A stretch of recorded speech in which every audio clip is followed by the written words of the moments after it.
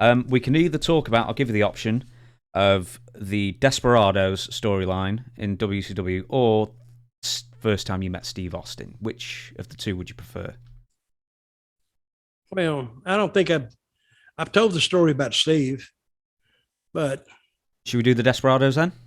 let's do the Desperados. Okay, then. I've told, but I'm in Atlanta, WCW, and Black Bart was there, Randy Colley was there, and Dusty saw this movie, this Western on TV, and he had this idea in his head. And the idea wasn't that bad. He said, I want to make you guys like bumbling cowboys. Okay. Because, maybe we get it. It might get over. Who knows? Can I ask, was the film Yes. The Three Amigos by any chance? Probably. That was what it was, I think. But he had saw this movie and he had this idea. And what if I had three guys? And then he said, well, Dutch and, Bart and Brandy, and we'll put them together. And we appeared on TV but just in vignettes. And we went to a Western town somewhere close to Asheville, North Carolina. I forgot the name of it now, but it's a Western motif, and you got the gunfighters, and you got the saloons, and I don't even know if it's still there, but that's where we went up and did the vignettes. But what the whole crux of it was, we were trying to meet Stan Hansen for some reason, because we thought Stan Hansen was like our hero. And I don't know why we couldn't meet him, because he was in the dressing rooms with us when we did live events, but we never met him. So we was trying, what was Stan do and all this kind of stuff. I never understood it. But I called it what I call the male models, the maximum male models now in WWE. It was dead on arrival. This Black Bart and the Desperados thing is dead on arrival. So, but it went for a while, and what stopped it was Dusty didn't run out of an idea with it. He didn't even do an angle with it. But what happened, it was Sting and Lex Luger. They both went to Dusty and complained about our angle, which was like complaining about Dusty's booking. And he didn't like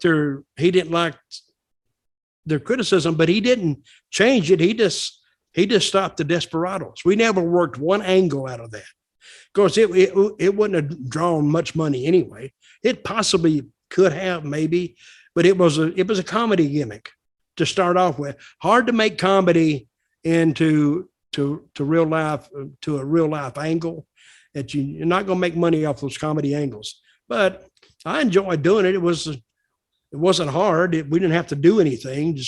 I didn't have to take any big bumps. I just had to go out there and just stumble around a while. So that was it. And that's how the Desperados, we went in there on a whim and left because Sting and Luger got pissed off at it. Not at us.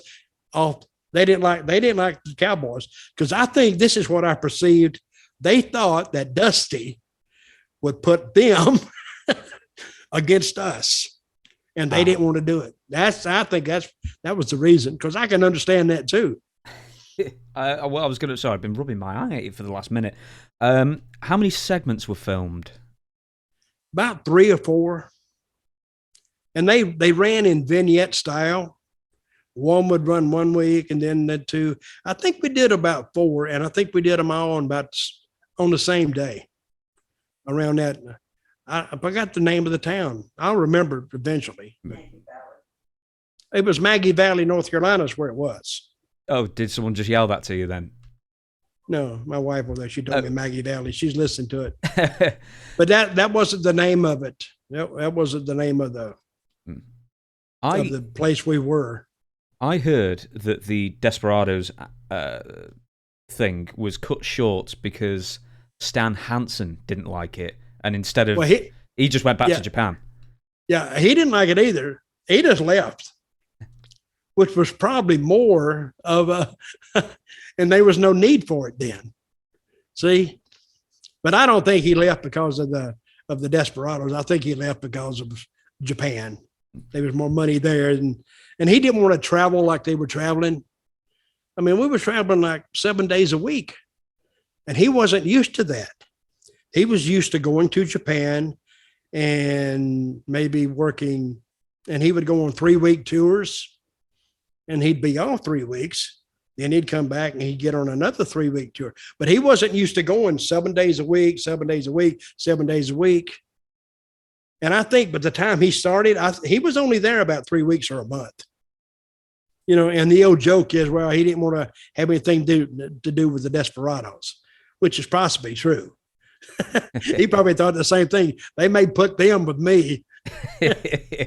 So it's going to be you three. Back in those days, they had to protect their Japanese standing because they didn't have a lot of TV coverage, but the reporters would cover it.